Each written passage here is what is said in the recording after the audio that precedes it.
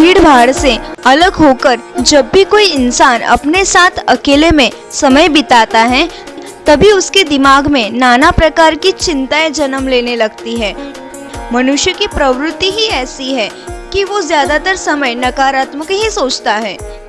अपने लक्ष्य को कैसे प्राप्त किया जाए ये सोचने की जगह वो ये सोचता है कि अगर लक्ष्य पूरा नहीं हुआ तो मैं क्या करूँगा। और इस प्रकार की नकारात्मक विचारधारा के कारण जीवन डर डर कर जीता है। और अगर पूरी बुद्धिमानी और सजगता के साथ इस डर को समझा जाए तो यही डर इंसान का पतन का कारण बनता है। जो खुद पर भरोसा नहीं करता है, खुद पर संदेह करता है, भला वो इंसान सफल कैसे हो सकता है। लेकिन बुद्धिमानी से अगर इस डर का उपयोग किया जाए तो यही डर उसकी सबसे बड़ी ताकत बन सकता है। काश केवल एक बार खुद पर विश्वास किया होता तो मालूम होता कि अपने डर में ही ताकत का रहस्य छुपा हुआ है। आप सोच रहे होंगे कि डर में ताकत कैसे हो सकती है। डर तो आदमी को कमजोर बनाता है, उसे तो अपना डर दूर करना चाहिए। चलिए आपको एक कहानी सुनाती हूँ, जिस कहानी में एक मजदूर सन्यासी साथ में बैठकर बातें कर रहे थे। इसी विषय पे बात कर रहे थे कि सन्यासी ने कहा कि डर से इंसान मजबूत बनता है और डर ही आपको हौसला देता है। तो इस बात पर मजदूर ने पूछा, ये कैसे? डर तो हमें झंझोर के रखता है, डर से हमारे सारे काम बिगड़ जाते हैं, डर से हमें नकारात्मकता मिलती है। तो ये कैसे कि डर से हमें ताकत मिलती है? यही बातों पर चर्चा हो रही थी। अपनी बात पूरी ही कर रहा था कि उसे एक शेर की दहाड़ सुनाई दी। शेर की दहाड़ सुनकर मजदूर का रोम रोम कांपने लगा, उसके कान खड़े हो गए। जंगल में आती एक एक आहट साफ सुनाई दे रही थी। उसके कदम वहीं पर जम गए थे, क्योंकि उसे पता था कि थोड़ी सी हरकत उसकी जान जोखिम में डाल सकती है। कुछ देर बाद जब खतरा टल गया, तब सन्यासी ने कहा कि अभी जब तुम डरे हुए थे तो तुम्हारे शरीर का रोम रोम जाग गया था। जंगल से आ रही छोटी से छोटी आहट पर भी तुम्हारा ध्यान था। तो इस प्रकार अपने मन के डर के कारण तुम होश में आ पाए।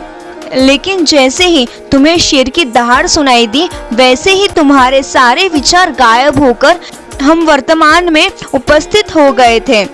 यदि तुम्हें अभी शेर से बचकर भागना होता या फिर उससे लड़ना होता तो तुम्हें अपने शरीर की वो क्षमता देखने को मिलती जो आज तक जीवन में तुमने खुद भी महसूस नहीं की होगी। जब कोई कुत्ता तुम्हारे पीछे दौड़ता है, उस समय तुम्हारी जो रफ्तार होती है वो तुम्हारी आम जिंदगी से कहीं ज्यादा होती है। साधारण जीवन में तुम इतने तेज नहीं दौड़ पाओगे जितना कि एक कुत्ते के सामने दौड़ाने पर जो तुम दौड़ोगे, उतनी गति से तुम सामान्य रीत से कभी नहीं दौड़ोगे। जो काम तुम आम जिंदगी में नहीं कर पाते वो तुम्हें डराकर कराया जा सकता है।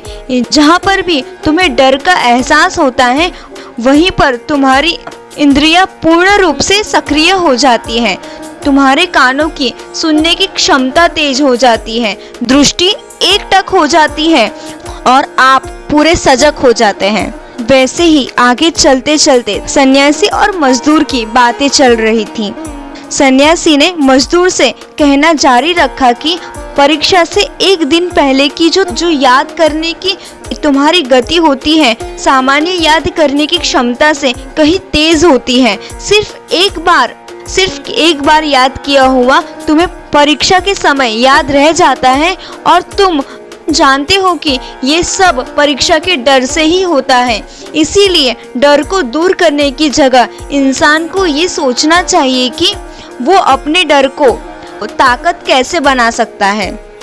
जिस प्रकार सुख और दुख, प्रकाश और अंधेरा एक ही सिक्के के दो पहलू होते हैं, उसी प्रकार डर और ताकत भी एक ही सिक्के के दो पहलू होते हैं। जिस प्रकार रोशनी के बिना अंधेरा पूर्ण नहीं होता, सुख के बिना दुख पूर्ण नहीं होता, डर के बिना ताकत का भी कोई महत्व नहीं है। मजदूर सन्यासी के ज्ञान से बहुत प्रभावित हुआ, उनके चरणों में नतमस्तक हो गया। उसने पूछा कि महात्मा, अंधेरे को तो दिया जलाकर रोशनी से भरा जा सकता है, लेकिन अपने डर को ताकत में कैसे बदले? इसके लिए कोई उपाय बताएं। इस पर सन्यासी ने कहा कि डर दो प्रकार के होते हैं। सबसे पहला मानसिक डर और दूसरा शारीरिक डर। सन्यासी ने मजदूर को समझाते हुए कहना शुरू किया कि मान लो तुम्हें जंगल से होकर गुजरना है और अचानक तुम पाते हो कि तुम्हारे मन में शेर का ख्याल आ गया। अभी तक प्रत्यक्ष रूप में शेर तुम्हारे सामने नहीं आया है, ना उसकी दहाड़ सुनाई दी और दूर दूर तक कोई अंदेशा भी नहीं है कि जंगल में शेर होगा ही। जंगल में शेर मौजूद है, लेकिन शेर का ख्याल आने से तुम्हारे मन में एक डर पैदा हो गया।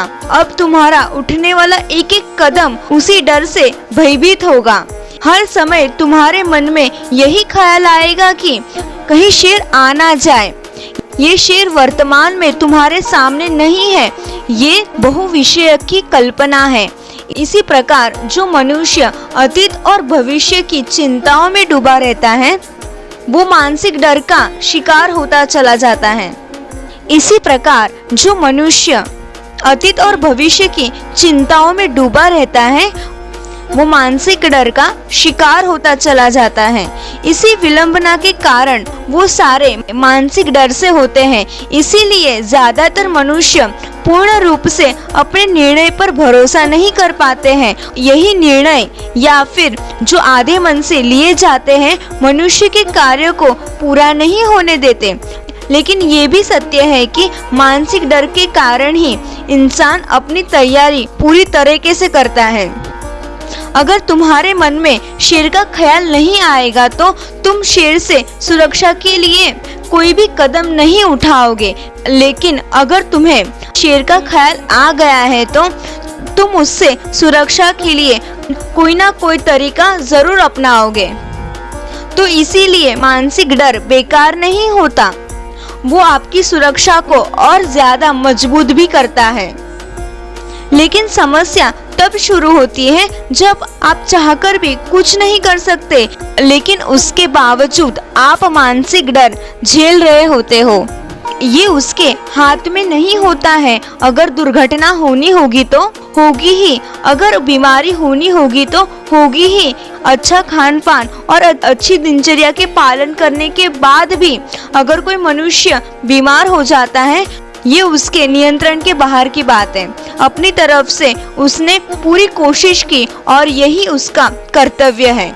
इसीलिए आप डर से डरो मत, डर से सामना करो। डर तुम्हारी ताकत है, ताकत तुम्हें आगे बढ़ाएगा और खुद में सक्षम बनाएगा। अपनी सक्षमता बढ़ाने के लिए, अपनी ताकत को बढ़ाने के लिए डर से डरो नहीं, डर का सामना करो और डर को भी अपना दोस्त बनाकर उससे आगे बढ़ो।